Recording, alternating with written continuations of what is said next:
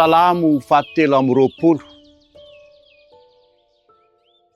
Toko sandiny mino fa haitsika indrindrery loatra izany. Fa fantatra tena dia hoe iainanao ve za sa ainao tsindrery fotsiny ihany? Satria raha tena iainanao izany dia tena ianao no sambatra indrindra. Ao amin'ny Salamo fahatelo amby roapolo andininy voalohany dia izy amin'ny anaran'i Jesosy hoe Jehovah mpiandry ahy, tsy hanan-java mahory ahy. Dia fantaina dia hoe tena mpiandry anao marina avy eo Jehovah. Satria raha tena mpiandry anao marina io Jehovah io dia tsy hanan-java mahory izao sy anao, isika rehetra. Ary izay fanirian'Andriamanitra amintsika tsirairay avy mba ho faly sy ho feno fahasambarana ny androntsika. Fa fantatra dia hoe tena mpiandry anao marina ve io Jehovah io. Ary ny faniriany dia hoe izy mihitsy no andray an-tanana ny fiainanao mba hahatonga ny fiainanao feno fahasambarana. Ao amin'Andriamanitra rery ihany tsinona no misy ny fahasambarana.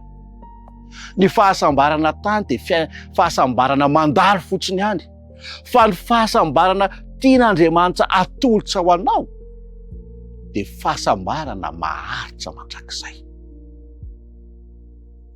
Ry namako malala isatra, tian'Andriamanitra ianao ho sambatra teny ety an-tany.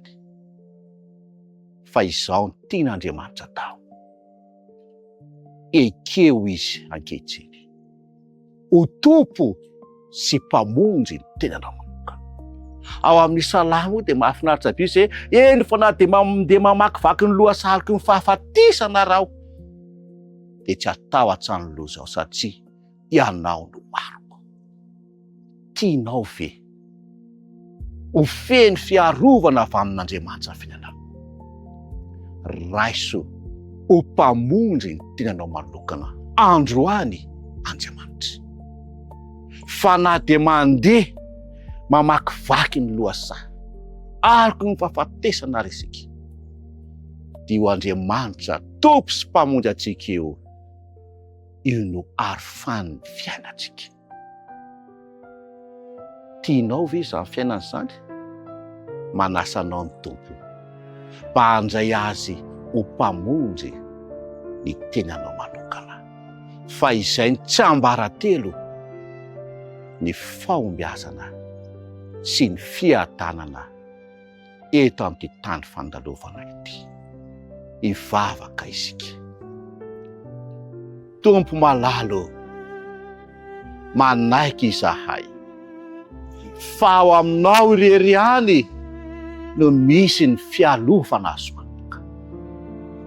Amin'izao fiainana feno aroko ny fahafatesana izao dia misaotra anao izay ray malalo, fa nampatsiavinao anay indray amin'ity andro ity, fa manana aro sy fialovana azo antoka izahay. Tompo, aoka ho mpiaro sy mpamondry ny isam-batan'olona ianao, ka na dia mandalo fotoa tsarotsara ny isam-batan'olona. Ampy ho anay ny fahasoavanao, ampy ho anay ny herinao sy ny famonjam-ponao. Tonononay mivavaka aminaranao Jesosy.